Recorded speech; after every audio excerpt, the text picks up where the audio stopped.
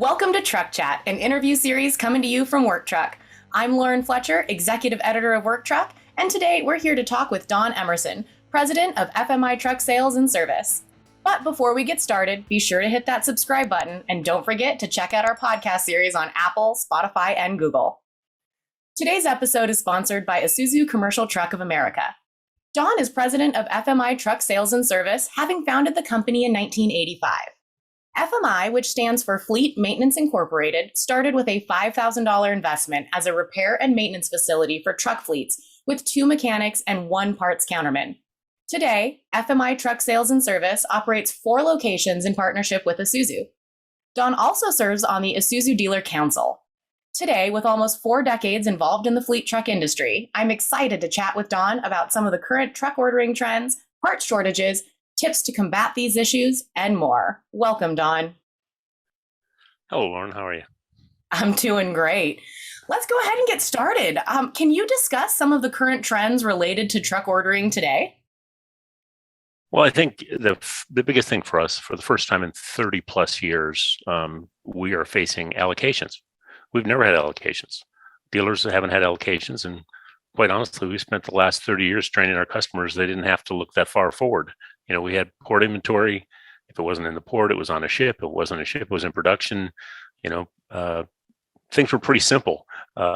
Between our inventories, port inventories, and what's on the boat, we pretty much could take care of anybody in a relatively short period of time. Now we're going to these customers and ask them to look a year out, and that's new for them. I mean, we spent 30 years training them. It's not always easy to do to look that far forward either. No. Most of our customers, our bigger fleet customers, they have plans. They do annual budgets, and it's a part of their business that they plan. A lot of our smaller fleets and smaller customers, they react to their truck needs. They don't plan them. If they don't have to think about the truck, they won't. They'll run it every day, and then all of a sudden one day somebody comes in and says it's not running anymore. Now I need a truck.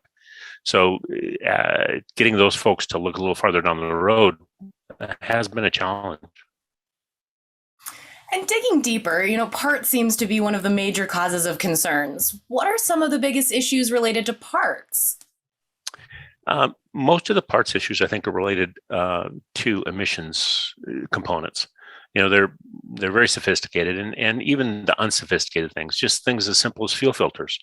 The new emission trucks take a very precise element in their fuel filters, and that element's in short supply.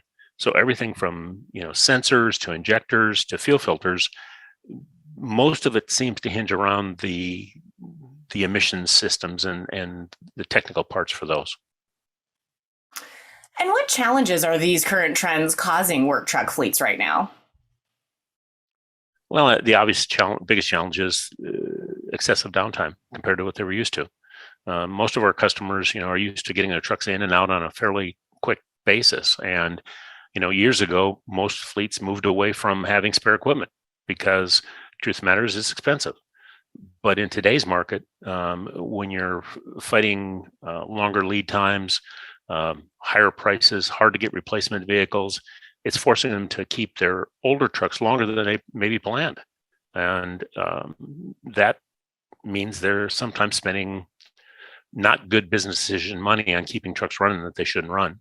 So I think they're faced with a number of challenges, and most of them are, like I said, being forced to put money into older trucks that they really shouldn't be putting into them. But we don't have an alternative for them. The industry doesn't have an alternative for them right now. And so how can work trucks try to combat these challenges then with this lack of solutions that seem to be happening? Well, I think the biggest thing that they can do, that fleets can do, is quite honestly get way more aggressive on their servicing. Trucks that they thought that they were going to get rid of, truth of the matter is they're probably going to keep them a year or more before we can get them replacements. And it's not just us, it's pretty much every manufacturer's struggling with the same thing.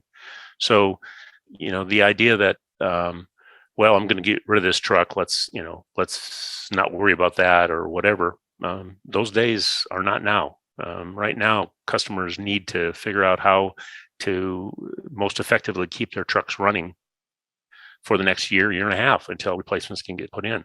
So I think getting more aggressive on their service intervals, especially on the emission systems, trying to do everything they can to really take care of those older trucks to keep them going, because we just don't have replacements at this point.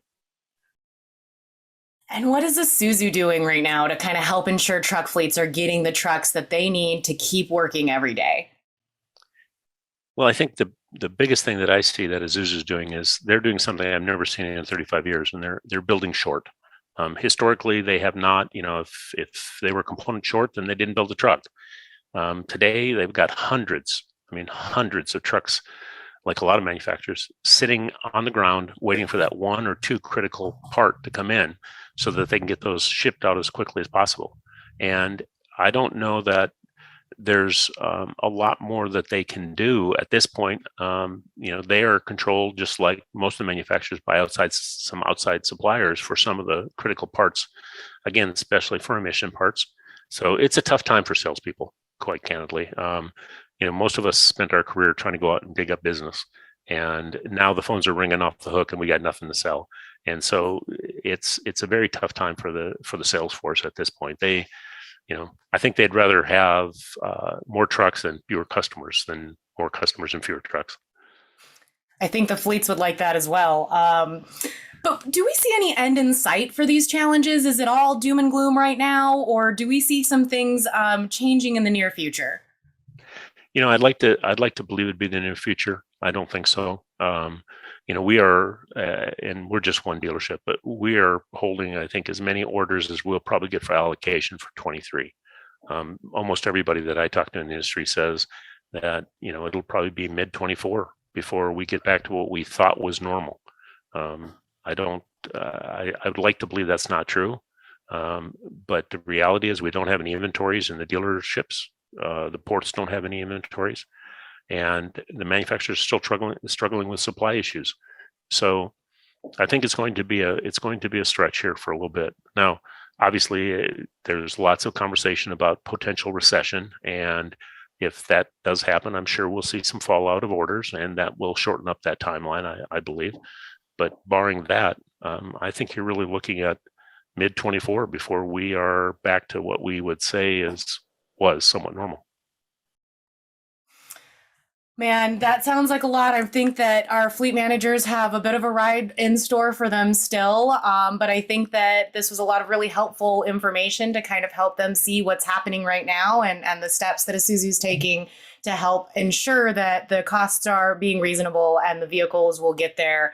I really appreciate your chatting with me today, Don. Thank you so much for your time. Thanks, Lauren. I appreciate the conversation. And as always, thanks for tuning in to today's episode of Truck Chat, sponsored by Isuzu Commercial Truck of America.